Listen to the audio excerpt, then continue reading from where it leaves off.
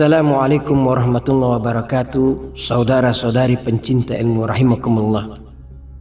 Dalam video ini kita akan menceritakan kisah tentang tanda-tanda kiamat, yaitu api aneh yang muncul di tanah Arab. Masih ingatkah dengan berita gempar yang pernah melewati pelbagai laman sosial dan internet dan meniti di bibir para pendakwah secara singkat, yang banyak mengatakan telah munculnya api aneh dari Yaman sebagai salah satu tanda-tanda kiamat? Persoalannya, apakah api ini yang dimaksudkan oleh Rasulullah SAW yang bakal menghalau manusia ke padang mahsyar? Rasulullah SAW bersabda, dan yang terakhirnya adalah api yang keluar dari Yaman, menghalau manusia ke tempat mereka berkumpul. Hadis riwayat Muslim. Saudara-saudari, apakah api yang muncul secara tiba-tiba di bawah tanah itu menjadi salah satu daripada tanda-tanda kiamat? Ada sebahagian ulama menyatakan bahwa ia adalah peringatan daripada Allah Subhanahu wa Ta'ala sebagai bibit-bibit api yang bakal muncul secara mega di akhir zaman nanti. Ini karena kesahihan api yang dimaksudkan itu masih jauh menyimpang daripada kebenaran apabila melihat kronologi kiamat yang lain. Imam Ahmad dan At-Tirmidzi meriwayatkan daripada Ibnu Umar radhiyallahu bahwa beliau berkata, Rasulullah SAW bersabda yang mahmumnya, akan keluar api dari Hadral Maut atau laut Hadral Maut sebelum hari kiamat yang akan menghalau manusia. Musnad Imam Ahmad, sanadnya sahih. Nah, jika kita melihat kepada penelitian ilmu akhir zaman, kita akan dapat menemui perbezaan di kalangan pendapat ahli sunnah bahwa keluarnya api dari Yaman adalah tanda kiamat besar yang terakhir dari 10 tanda-tanda kiamat besar. Kita akan mengetahui perbezaan pendapat mengenai kejadian tersebut, yang mana sebagian ulama ada yang menganggap kejadian tersebut akan hanya terjadi di hari sewaktu kiamat, di mana mereka tidak ada umat lagi pada saat itu, tidak ada lagi yang tinggal pada saat itu. Menurut Imam Al-Ghazali dan Al-Hulaimi, mereka berpendapat bahwa keluarnya api daripada Yaman akan terjadi di hari akhirat. Sekiranya kita merujuk buku yang bertajuk Yaumul Qiyamah, yaitu karangan Yusuf Wabil, yang beliau menyatakan di mana dijelaskan alasan sebagian ulama yang menganggap kejadian tersebut tidak terjadi pada hari akhirat, dan dijawabnya dengan jawaban yang boleh dikatakan cukup lengkap. Sebenarnya bagi orang yang menggunakan akal, dengan sedikit saja sudah boleh membantah pendapat ulama tersebut dengan merujuk kepada hadis tersebut. Dengan merujuk pada hadis sebelum ini, bahwa keluarnya api dari Yaman terjadi pada bahagian yang terakhir. Tetapi terakhir di sini bukan ketika menjelangnya tiupan sangkakala, yang mana pada ketika itu sudah tiada lagi umat Islam. Tidak ada asap kalau tidak ada api. Dalam beberapa hadis yang sahih pula, ada yang menjelaskan dengan lebih terperinci, keluarnya api dari Yaman masih ada lagi umat Islam. Bahkan Rasulullah SAW memberikan arahan jika mengalami saat-saat demikian. Api yang keluar dari arah negeri Yaman yang akan menghalau manusia ke tempat berkumpulnya mereka. Api ini akan menghalau manusia ke mahsyar atau padang mahsyar secara tepatnya.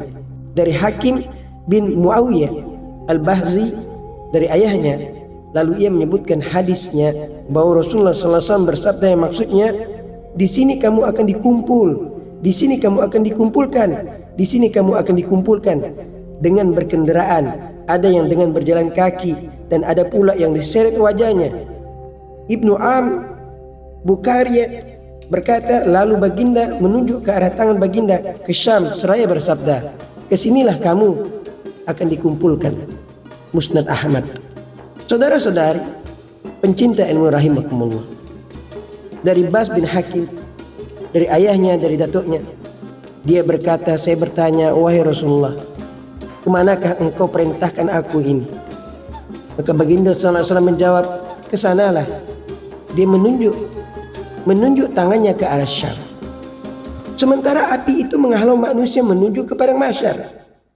Manusia akan dibagikan kepada 3 kategori. Ketika api yang besar tersebut muncul dari Yaman, maka ia akan menyebar di bumi dan akan menghalau manusia ke tempat mereka dikumpulkan. Dan orang-orang yang dihalau itu terbagi menjadi 3 kelompok. Kelompok yang pertama yaitu kelompok yang penuh sukacita. Mereka makan, mengenakan pakaian, dan menaiki kendaraan. Manakala kelompok yang kedua pula yaitu yang terkadang berjalan dan terkadang menaiki kendaraan. Mereka semua saling bergantian dengan satu unta, sebagaimana dijelaskan di dalam hadis, 2 orang di atas 1 unta dan 3 orang di atas unta, sampai baginda bersabda, dan 10 orang di atas kendaraan saling bergantian. Hal itu terjadi karena sedikitnya kendaraan ketika itu. Manakala kelompok yang ketiga, kelompok yang dihalau oleh api. Mereka dihalau oleh api dari belakang dan dari segala penjuru ke tempat mereka berkumpul. Barang siapa terlambat, maka ia akan dimakan oleh api itu. Hadis lain yang menyatakan hal ini adalah daripada riwayat Abdullah bin Amr radhiyallahu anhu, yang mana baginda bersabda yang mafhumnya, akan dikeluarkan api pada penduduk yang ada di timur, lalu api tersebut menghalau mereka ke barat. Ia akan selalu bersama mereka saat mereka bermalam, saat mereka beristirahat. Apa saja yang jatuh dan tertinggal dari mereka menjadi miliknya, yakni dimakannya. Ia berada di belakang dan menghalau mereka bagaikan unta yang patah kakinya. Apa yang tertinggal atau ditinggalkan oleh manusia pada waktu itu akan dimusnahkan oleh api tersebut, baik harta benda atau segalanya. Tujuan api itu adalah mau manusia tetap bergerak dan fokus menuju ke Syam, tempat mereka berkumpul, sama ada berkendaraan atau tidak berkendaraan. Yang mana manusia pada waktu itu akur pada api tersebut, yang jika mereka ingkar, maka mereka akan dikenakan api. Saudara-saudari pencinta ilmu rahimakumullah, walaupun api tersebut berehat, bila mana manusia berehat, api itu tetap ikut mereka. Dan kalau mereka berehat, api itu akan berehat. Bila mana manusia berehat, api tidak mengapa-apakan manusia ketika itu. Apabila tiba waktu untuk bergerak, maka api itu pun mengikut. Yang tinggal di belakang, mereka segera dimusnahkan agar tidak ada sesiapa yang kembali ke belakang mereka. Mungkin api yang muncul di Yaman pada tahun 2003 itu adalah suatu permulaan awalnya nyalaan api yang akan menghalau manusia, atau peringatan Allah Subhanahu wa Ta'ala tentang perkara ini. Api itu sudah muncul di Yaman, yaitu pada tahun 2003. Tetapi mungkin itu hanya peringatan Allah. Ini karena telah hampir dekatnya waktu kiamat, maka kemunculan awal yang akan memungkinkan munculnya tanda lain, seperti munculnya Imam Mahdi, munculnya Dajjal, turunnya Nabi Isa alaihissalam, yang akan dapat dilihat dalam beberapa waktu nanti. Maka api tersebut hanyalah mungkin dijelmakan dahulu pada penglihatan manusia, namun menunggu waktu munculnya tanda kiamat yang lain. Maka setelah itu api tersebut ikut turut serta bersusulan muncul dan meluas.